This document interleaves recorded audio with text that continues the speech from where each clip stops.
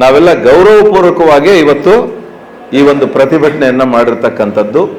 ಹಾಗಾಗಿ ನೀವೆಲ್ಲರೂ ಸಹಿತ ಈ ಪ್ರತಿಭಟನೆಗೆ ಕೈ ಜೋಡಿಸಿರ್ತಕ್ಕಂಥದ್ದು ಭಾರತೀಯ ಜನತಾ ಪಕ್ಷಕ್ಕೆ ಒಂದು ಶಕ್ತಿ ತಂದಂತಾಗಿದೆ, ಅಂತ ಹೇಳಲಿಕ್ಕೆ ಬಯಸ್ತೀನಿ ನಾನು.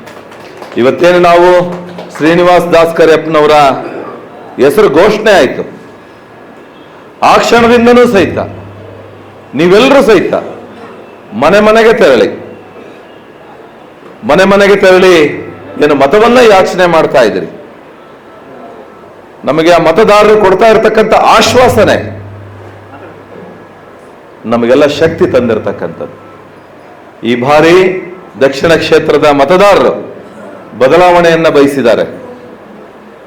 100ಕ್ಕೆ 100 ನಾವು ಗೆಲ್ಲದ್ರಲ್ಲಿ ಯಾವುದೇ ಅನುಮಾನ ಇಲ್ಲ ಅಂತೇಳಿ ಈಗ ತಾನೇ ಹರೀಶ್ ಅಣ್ಣರು ಮೂಳೆ ಸಾಹೇಬ್ರು ಹೇಳಿದ್ದಾರೆ. ನಮ್ಮಲ್ಲಿ ಏನು ನಮ್ಮ ಅಭ್ಯರ್ಥಿನ ಗೆಲ್ಲಿಸ್ಬೇಕು ಅಂತೇಳಿ ನಾವು ಪ್ರತಿದಿನ ಬೆಳಗ್ಗೆಯಿಂದ ಸಂಜೆವರೆಗೂ ನಾವೇನು ಮತದಾರರನ್ನ ಭೇಟಿ ಮಾಡೋ ಅಂತ ಒಂದು ಕೆಲಸವನ್ನ ಮಾಡ್ತಾ ಇದ್ದೇವೆ. ಈ ಒಂದು ಉತ್ಸಾಹ ಯಾವ ಕಾರಣಕ್ಕೂ 9ನೇ ತಾರೀಕು ಮತದಾನ ಮುಗಿಯೋವರೆಗೂ ಕೂಡ ಇರಲಿ ಅನ್ನೋ ಮಾತನ್ನ ನಾನು ತಮ್ಮಲ್ಲಿ ಮನವಿ ಮೂಲಕ ನಾನು ಕೇಳಲಿಕ್ಕೆ ಬಯಸ್ತೇನೆ. ಏನು ಈ ಉತ್ಸಾಹ ಇದೆ, ನಾವೆಲ್ಲರೂ ಸಹಿತ ಯಾವುದಾದ್ರೂ ಒಂದು ಗುರಿ ಮುಟ್ಟಬೇಕು ಅಂದ್ರೆ ಮೆಟ್ಟಿಲುಗಳಿಗೆ ಉದಾಹರಣೆ ಕೊಡ್ತೀವಿ. ನಾವು ಈಗೇನಿದ್ದೇವೆ, ಇನ್ನೇನು 10 ದಿವಸ ಚುನಾವಣೆ ಇದೆ, ನಮಗೆ ಹತ್ತಲಿಕ್ಕೆ ಇನ್ನು 10 ಮೆಟ್ಲಿದೆ. ಹಾಗಾಗಿ ನಮ್ಮ ಈ ಒಂದು ಶಕ್ತಿ, ಈ ಒಂದು ಉತ್ಸಾಹ, ಆ ಅಭ್ಯರ್ಥಿಗೆ ಕೊಡುವಂತ ಒಂದು ಪ್ರೋತ್ಸಾಹ ಶಕ್ತಿ ಒಂದೊಂದೇ ಮೆಟ್ಟಿಲಾಗಿ ಇನ್ನೂ ಹೆಚ್ಚು ಪ್ರಯತ್ನ ಮಾಡಿ ಆತನನ್ನ ಅತ್ಯಧಿಕ ಮತದಲ್ಲಿ ಗೆಲ್ಸ ಅಂತ ಒಂದು ಪ್ರಯತ್ನ ನಾವು ನೀವೆಲ್ಲರೂ ಸೇರಿ ಮಾಡೋಣ ಅನ್ನೋ ಮಾತನ್ನ ಈ ಸಂದರ್ಭದಲ್ಲಿ ಹೇಳ್ತಾ,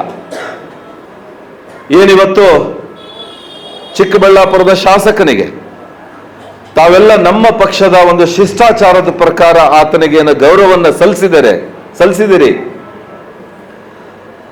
ಆತ ಜೀವನದಲ್ಲಿ ಮತ್ತೊಮ್ಮೆ ದಾವಣಗೆರೆ ಬರಬೇಕು ಅಂದ್ರೆ ಯೋಚನೆ ಮಾಡಬೇಕು.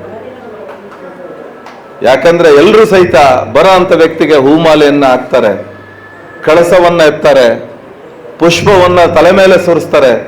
ಆದ್ರೆ ಇವತ್ತು ನೀವು ಪೊರಕೆಯಿಂದ ಅವರಿಗೆ ಮಂಗಳಾರತಿ ಎತ್ತಿರ್ತಕ್ಕಂಥದ್ದು, ಆತನ ಭಾವಚಿತ್ರಕ್ಕೆ ಅದನ್ನು ಹೊಡೆದಿರ್ತಕ್ಕಂಥದ್ದು.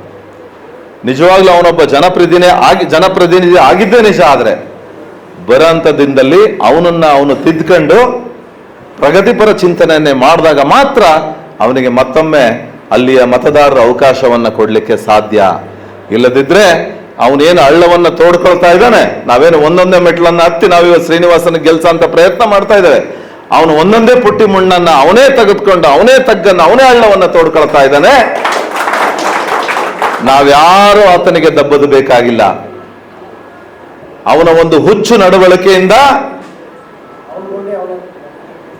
ಆ ಗುಂಡಿಯನ್ನು ಏನು ಅವನು ಒಂದೊಂದೇ ಪುಟ್ಟಿ ತೆಗೆದಿರ್ತಾನಲ್ಲ, ಅವನ ಹುಚ್ಚು ನಡವಳಿಕೆಯಿಂದ ಅವನಿಗೆ ಪರಿಜ್ಞಾನ ಇಲ್ದಂಗೆ ಆ ಗುಂಡಿಲ್ಲೇ ಬಿದ್ದು ಅವನ ಸಮಾಧಿ ಆಗೋದ್ರಲ್ಲಿ ಯಾವುದೇ ಅನುಮಾನ ಇಲ್ಲ. ಹಾಗಾಗಿ ಇವತ್ತು ಭಾರತೀಯ ಜನತಾ ಪಕ್ಷಕ್ಕೆ ಘನತೆ ತರುವಂತ ಒಂದು ಕೆಲಸವನ್ನ ತಾವೆಲ್ಲ ಮಾಡಿದಿರಿ. ಹಾಗಾಗಿ ನಿಮ್ಮೆಲ್ಲರ ಪ್ರಯತ್ನಕ್ಕೆ, ನಿಮ್ಮೆಲ್ಲರ ಒಗ್ಗಟ್ಟಿಗೆ, ನಿಮ್ಮೆಲ್ಲರ ಶ್ರಮಕ್ಕೆ ನಾನು ಹೃದಯಪೂರ್ವಕ ಧನ್ಯವಾದಗಳನ್ನು ತಿಳಿಸ್ತಾ ನನ್ನ ಮಾತಿಗೆ ವಿರಾಮನ ಕೊಡ್ತೇನೆ. ಜೈ ಹಿಂದ್, ಜೈ ಕರ್ನಾಟಕ.